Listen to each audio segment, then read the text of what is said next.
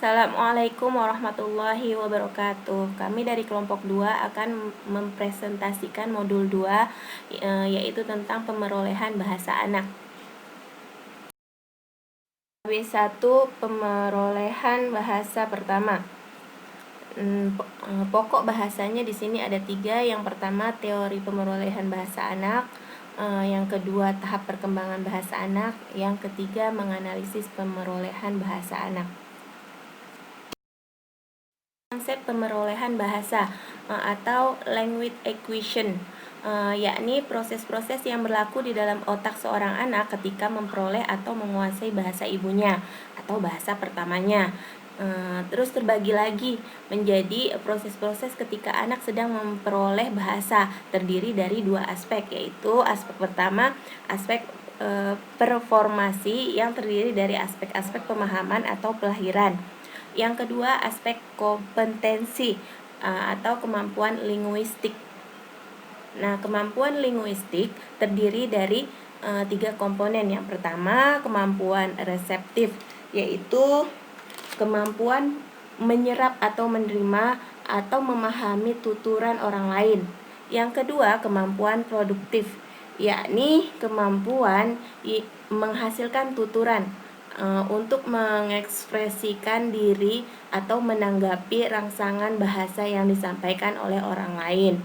Yang ketiga kemampuan kalimat atau linguistik adalah kecerdasan berbahasa atau kemampuan seseorang untuk mengungkapkan pendapat atau pikirannya melalui bahasa verbal ataupun non-verbal. Ketiga komponen ini diperoleh anak secara serentak atau bersamaan. Teori pemerolehan bahasa. Menurut teori nativistis, bahasa terlalu kompleks untuk dipelajari dalam waktu dekat dan melalui imitation. Setiap anak telah memiliki language acquisition device. Setiap anak yang lahir telah dilengkapi dengan kemampuan bawaan atau alami untuk dapat berbahasa yang dibawa sejak lahir. Yang kedua, teori behavioristis. Anak dilahirkan tanpa membawa apa-apa.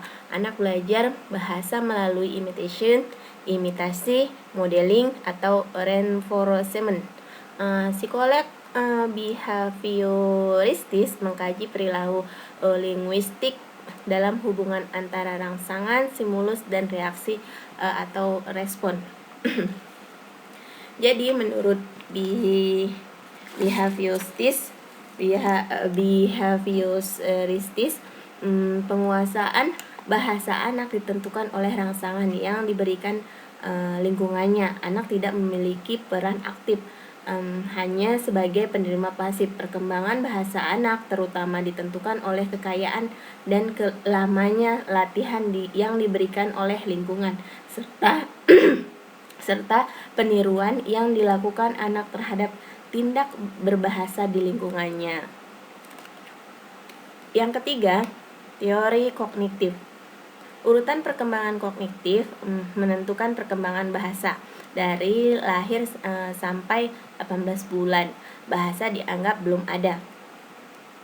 Jadi, lingkungan tidak serta-merta memberikan pengaruhnya terhadap perkembangan intelektual dan bahasa anak kalau si anak sendiri tidak melibatkan secara aktif dengan lingkungannya. Dengan kata lain, anaklah yang berperan aktif untuk terlibat dengan lingkungannya agar penguasaan bahasanya dapat berkembang secara optimal. Yang terakhir, teori interaksionisme. Pemerolehan bahasa merupakan hasil interaksi antara kemampuan mental, pembelajaran, dan lingkungan bahasa.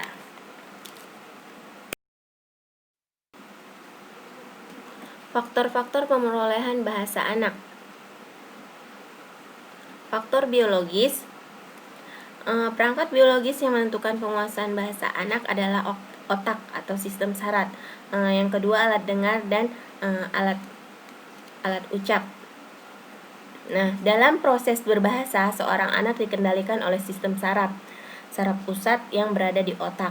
Pada belahan otak kiri terdapat wilayah Broca yang mempengaruhi dan mengontrol produksi bahasa, seperti berbicara. Sementara itu, pada belahan otak kanan terdapat wilayah Wernicke yang mempengaruhi dan mengendalikan penerimaan atau pemahaman bahasa, seperti menyimak. Di antara keduanya, bagian otak tersebut terdapat wilayah motor suplementer yang berfungsi mengendalikan unsur fisik penghasil ujaran. Berdasarkan tugas ketiga bagian otak tersebut, bahasa didengarkan dan dipahami melalui wilayah Wernicke. Isyarat bahasa itu kemudian disalurkan ke wilayah Broca untuk mempersiapkan produksi berbahasa sebagai tangkapan atas apa yang didengar dan dipahaminya. Selanjutnya, isyarat tangkapan bahasa itu dikirimkan ke daerah motor suplementer, seperti alat ucap untuk menghasilkan bahasa secara fisik. Yang kedua, faktor lingkungan atau sosial. Lingkungan sosial ya, interaksi dan komunikasi dengan lingkungan. Seorang anak memerlukan lingkungan sosial sebagai contoh atau model berbahasa, memberikan rangsangan dan tanggapan, serta melakukan latihan dan uji coba berbahasa dalam konteks yang sesungguhnya. Lingkungan sosial di sini adalah perilaku berbahasa orang tua, contohnya ya, saudara, kerabat, keluarga, teman, atau anggota masyarakat. Lalu yang ketiga, faktor inteligensi. Faktor inteligensi, daya atau kemampuan anak dalam berpikir atau bernalar. Kemampuan seorang dalam berpikir atau bernalar termasuk memecahkan suatu masalah. Inteligensi bersifat abstrak atau dan tak dapat diamati langsung kecuali melalui perilaku. Dalam kaitannya dengan pemerolehan bahasa, anak-anak yang bernalar tinggi tingkat pencapaiannya cenderung lebih cepat, lebih kaya dan lebih bervariasi bahasanya daripada anak yang bernalar sedang atau rendah. Jadi pengaruh inteligensi terletak pada jangka waktu dan tingkat kreativitas perkembangan bahasanya. Yang keempat, faktor motivasi.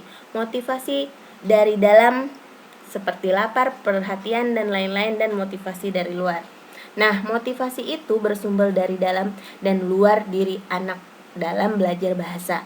Anak tidak mampu melakukannya demi bahasa itu sendiri. Jadi, anak belajar bahasa karena adanya kebutuhan dasar yang bersifat praktis, seperti lapar, haus, sakit, serta perhatian dan kasih sayang. Inilah yang disebut dengan motivasi intrinsik, yang berasal dari diri sendiri atau berasal dari diri anak itu sendiri. Sedangkan kondisi yang memacu anak terus belajar dan menguasai bahasanya lebih baik lagi. Nah, dorongan belajar bahasa anak dari luar dirinya tersebut dengan motivasi itu disebut dengan motivasi ekstrinsik. Jadi faktor motivasi itu ada dua, motivasi dari dalam dan dari luar diri anak itu tersebut. Strategi pemerolehan bahasa pertama. Yang pertama mengingat, yang kedua meniru, yang ketiga mengalami langsung, yang keempat bermain. Tahap perkembangan bahasa anak.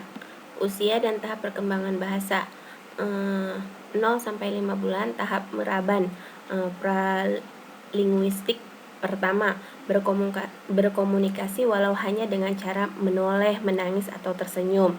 Yang kedua, 5 bulan sampai 12 bulan, tahap meraban, pralinguistik kedua atau babbling, memberikan isyarat atau mengoceh dengan mengucapkan suku kata mu, ba, pa, ma, baba, mama. Yang ketiga, 12 bulan sampai 18 bulan, tahap linguistik pertama, kalimat satu kata. biasa mengucapkan satu kata ucapan dikombinasikan dengan isyarat dan tahu giliran berbicara. Contoh, mau, lagi, panas. Yang keempat, 18 bulan sampai 24 bulan, tahap linguistik kedua, kalimat dua kata. Bisa mengucapkan dua kata dan kata perintah. Contoh, mama masak, adik minum, papa pergi, sini, sana, lihat, itu, ini, lagi. Selanjutnya, tahap perkembangan bahasa anak. Usia dan tahap perkembangan bahasa 3 sampai 4 tahun, tahap linguistik ketiga, pengembangan tata bahasa. Perbendaharaan kata berkembang, membedakan kata kerja dan benda, dapat menggunakan kata depan, kata ganti, kata kerja bantu, membuat pola pesan sependek mungkin. Yang kedua, usia 4-5 tahun. Tahap linguistik keempat, tata bahasa pradewasa, mampu menyusun kalimat kompleks, tetapi mereka masih membuat kesalahan-kesalahan. Contoh, ayo nyanyi dan nari. Yang ketiga, usia 5 tahun, tahap linguistik kelima, kompetensi penuh, memiliki kompetensi memadai. Setelah menguasai bahasa lisan, anak dihadapkan dengan tugas mempelajari bahasa tulis. Menganalisis pemerolehan bahasa anak. Pada umur sekitar 6 minggu, anak mulai mengeluarkan bunyi-bunyi yang mirip dengan bunyi konsonan atau vokal, dekutan yang belum jelas identitasnya. Anak menggunakan bunyi-bunyi yang telah dipelajarinya dengan bunyi-bunyi yang belum dipelajarinya. Misalnya mengganti bunyi I yang sudah dipelajarinya dengan bunyi R yang belum dipelajari. Pada usia 3 tahun, anak sudah membentuk beberapa morfem yang menunjukkan fungsi gramatikal nomina dan verba yang digunakan. Kesalahan gramatika sering terjadi pada tahap ini karena anak masih berusaha mengatakan apa yang ingin dia sampaikan. Anak terus memperbaiki bahasanya sampai usia 10 tahun. Kita lanjutkan menganalisis pemerolehan bahasa anak. Mengucapkan satu kata atau bagian kata. Kata ini bagi anak sebenarnya adalah kalimat penuh. Anak-anak mengembangkan tingkat gramatikal kalimat yang dihasilkan melalui beberapa tahap, yaitu melalui peniruan, melalui penggolongan morfem, dan melalui penyusunan dengan cara menempatkan kata-kata secara bersama-sama untuk membentuk kalimat. Anak menggunakan kata-kata tertentu berdasarkan kesamaan gerak, ukuran, dan bentuk. Misalnya, anak sudah mengetahui makna kata jam. Awalnya anak hanya mengacu pada jam tangan orang tuanya, namun kemudian dia memakai kata tersebut untuk semua jenis jam. Nah, selanjutnya ciri proses belajar bahasa pertama dan kedua. Bahasa pertama, belajar tidak disengaja, berlangsung sejak lahir. Lingkungan keluarga sangat menentukan, dan motivasi ada karena kebutuhan.